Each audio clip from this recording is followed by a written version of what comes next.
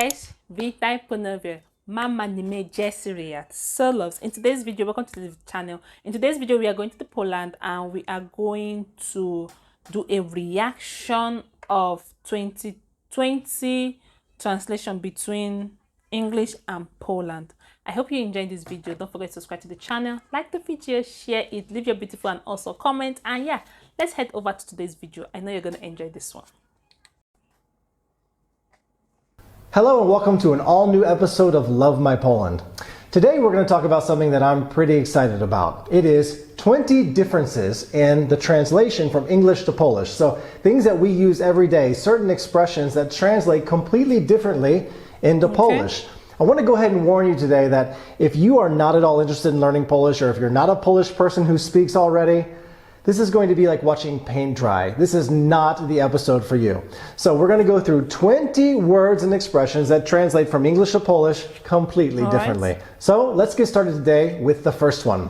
The first one is word of mouth. Here at my school, I would say 99.9% of all of my students have come via word of mouth. Happy students telling other happy students to come to the business here. And that's a great thing. But what's funny is how they call it in Polish. Poczta pantoflowa. It's like saying slipper post or some kind of post via slippers. The pantoflowa means slippers. So that's kind of an interesting thing. It has nothing to do with word of mouth. Word of mouth advertising, poczta pantoflowa in Poland, mail by way of slipper. The second thing, you know, my father-in-law, maybe 3-4 years ago, used a word that I had never learned before. And he told me to go to the garden and give him a snake.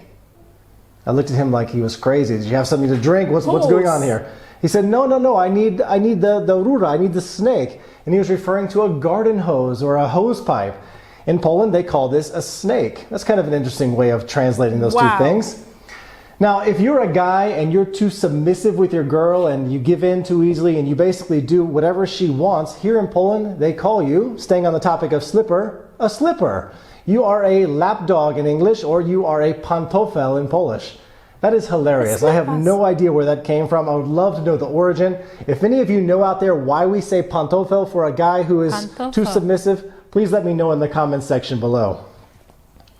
Now, I've had a few run-ins with local law enforcement in Poland, and what Polish people call police is really funny too. If you know anything about English, if you've watched any movies, you know that we say cops for the police, or sometimes if we're really wanting to be mean, we'll call them pigs, you know, pig eat the donut, whatever the case may be. But here in Poland, they have two ways of calling them. PS, a dog, or, this is strange, glina, clay. The glina are coming, the dogs are coming. I have no idea, again, of the origin of that one, but we all have our ways, I guess, of referring to the police. Goodness. And staying on the topic of police, the police drive around really in Poland on 3 vehicles. They have motorbikes, they've got your typical police car, and you've got these huge Volkswagen or Mercedes-Benz police wagons. And listen to what they call this.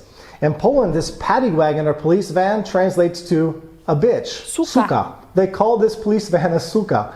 And if you think about it, the dogs, the police, and the van, it kind of makes sense, but hilarious to hear people on the street saying that from time to time.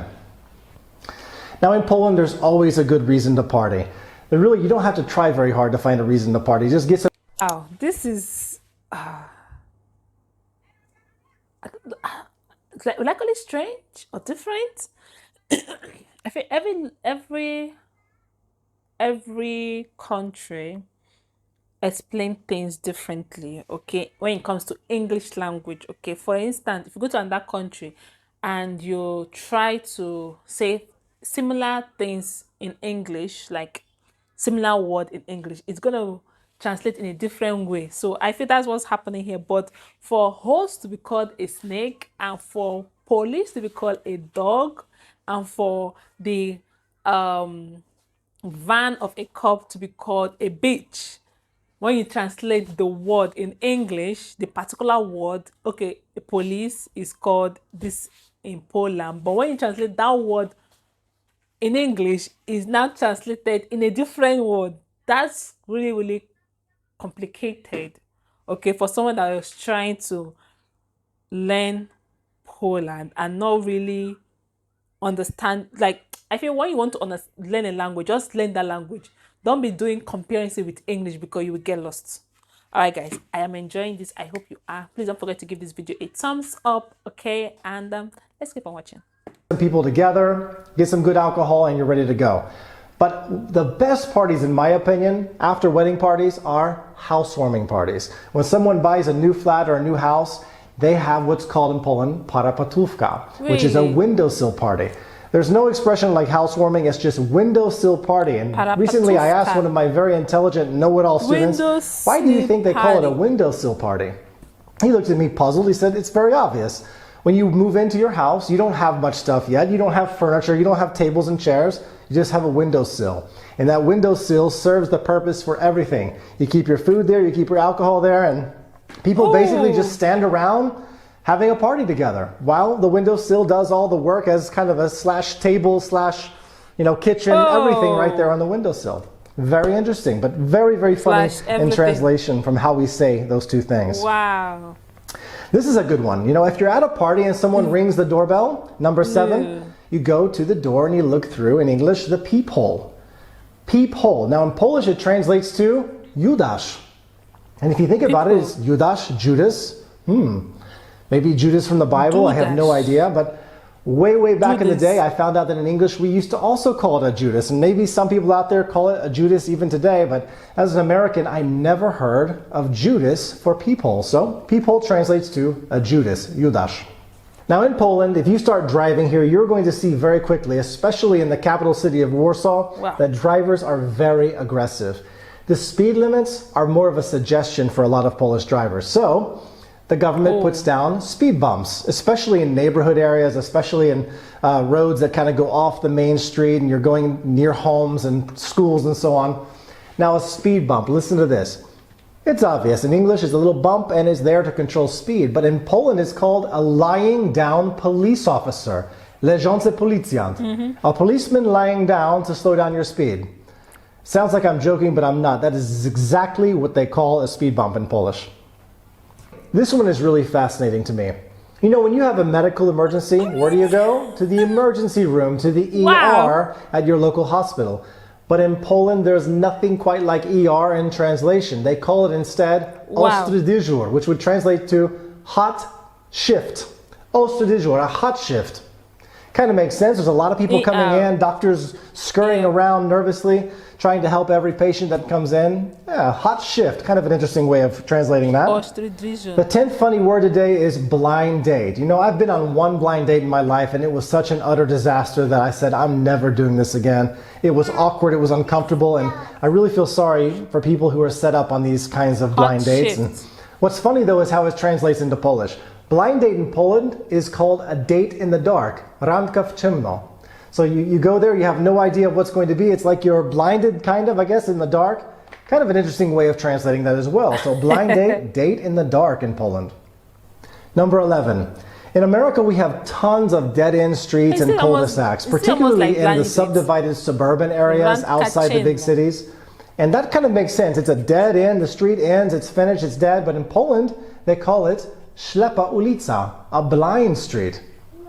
I'm trying to make sense of that one. That one's also a challenge for me. But the street is blind. It doesn't go further. I guess if you keep driving, you don't know where you're going to go. So there's some sense there. So dead-end street, blind street in Polish. Number 12 is a simple one. I have to admit that I'm a McDonald's guy. I like a good cheeseburger from time to time, and the fries are the best at McDonald's. It doesn't go further. In America, obviously, it's drive-through. And I noticed in Poland that other fast food restaurants like KFC use the drive-through. But for some reason, McDonald's in Poland and in Europe, they call it McDrive. Drive-through is a McDrive. We're going to go to the McDrive and get a cheeseburger. Yeah, just kind of interesting. If you didn't know that, now you do. Number 13. My students here at the school have a choice. When they come to my class, they can have water at room temperature or chilled water, and they can have still water or sparkling water. But in Poland, look how they translate this. Still water and sparkling water translate to McDrive. That blind street and blind road, or dead end is blind streets. It's almost, for me, it's almost same thing. Blind street, dead end, it's almost same thing. There's no much difference about that. And the blind date as well, there's no much different about it. As I said earlier on, every country have different way to say a particular word, and when you translate it in English, it sounds different. So I feel when you are trying to learn a different country, a different language, okay, just learn the language. Don't always compare it with English because you get lost when you are trying to understand it. Yeah, so I enjoy this. I am still enjoying this. I hope you are as well. Let me know your thoughts in the comment section. Is this all true? I would like to know. If you're from Poland, cheers, welcome. All right, guys, so let's go. Woda gazowana, so it'd be like water with carbonation or water with gas, or woda niegazowana, so water without carbonation or gas. Very clear, very interesting, but to translate it exactly, it's kind of funny. So the water is different. Number 14, which nation doesn't have its fair share of traffic problems? You know, here in Poland, a lot of cars on the road, streets are narrow, it's kind of set up where it's very, very easy to get into a traffic jam. But here in Poland, they don't call it a traffic jam. In the word itself, traffic jam kind of makes you feel like, well, there's a jam temporarily, but soon it will be clear, we'll keep going. But in Poland, it's brutal. It's called korek, a traffic cork, meaning it's stopped. Think of a cork going in the bottle. Everything is stopped, nothing is moving. So traffic jam translates to a traffic cork in Polish. Cock. Number 15, I'm a big fan of amusement parks. I love Disney World. We grew up with Astroworld in Houston, went there every summer, and I love a good Ferris wheel. And I'm still waiting for my chance to go to London and get on the London Eye Ferris wheel. But listen to what they call Ferris wheel in Polish. It is called Diabelski Młyn, which would translate to the Devil's Mill. The Devil's Mill. Very interesting, Poland. I like that. Number 16. If my wife could, she would spend all of her free time in a good book, especially a good romance novel. She loves those. And obviously, people who read a lot in English, you know, they're called bookworms.